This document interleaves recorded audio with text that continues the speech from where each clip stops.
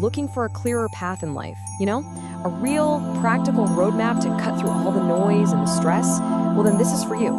We're going to break down a really powerful ancient framework for finding your way. So let's dive in. So let me start with a question. Does this feel familiar?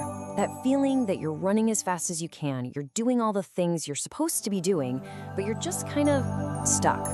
Like you're on a treadmill, caught in this endless loop of stress, and always thinking there's gotta be something more. If you're nodding along right now, trust me, you are not alone. And honestly, that's the first huge thing we have to get our heads around. This feeling, it's not a personal failure. It's not that you're doing something wrong. It is a fundamental core part of the human experience. A kind of universal friction that, we all deal with. Now, to really get this, there's this ancient concept called dukkha. The typical translation is suffering, which, let's be real, sounds so heavy and dramatic. A much better way to think of it, for our purposes, is like a low-grade, constant hum of dissatisfaction. It's that background stress that things just aren't quite right. And this, right here, is exactly what it looks like today. It's that mindless doom scrolling on your phone. It's the relentless pressure of the next email, the next deadline. It's that trap of thinking, oh, if I just get that new job or that new phone or go on that vacation, then I'll finally be happy. It's constantly comparing your life to the highlight reels you see online and that nagging feeling that something's missing. See, it's not some big dramatic tragedy. It's the everyday friction of our lives. So if we all have this feeling, what's really causing it? Let's dig in here, because the real root of all this friction, it's probably not what you think. We tend to blame everything outside of ourselves, right? The stressful job, the tough relationship, the state of the world, all that external stuff. But here's the absolute key. The problem isn't actually what happens to you. The real source of that struggle, that constant dissatisfaction, it's all internal. It's how we react to things. It's how we cling and grasp onto our ideas of how things should be. This right here is the engine of our stress, this intense internal push and pull. We get something good and we desperately try to hold on to it, terrified it's gonna end. Something bad happens and we desperately try to push it away, wanting it gone right now. It's this constant clinging and resisting. That is where the struggle comes from. And you know what? That is incredible news, because it means the solution is actually in our own hands. And that brings us to the most important part of this entire conversation. This is the promise.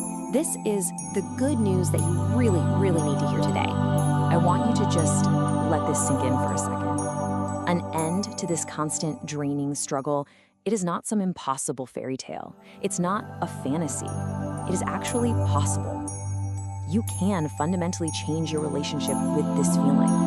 100%. Look, this isn't about becoming some perfect Zen master who never feels stress again. No way. It's about achieving freedom from being controlled by it. And that is absolutely 100% achievable. Okay, so how? How do we actually do it? This is where we get into the roadmap. And I want to be super clear. Please think of this as a practical guide for your life, not some rigid set of rules you have to follow perfectly.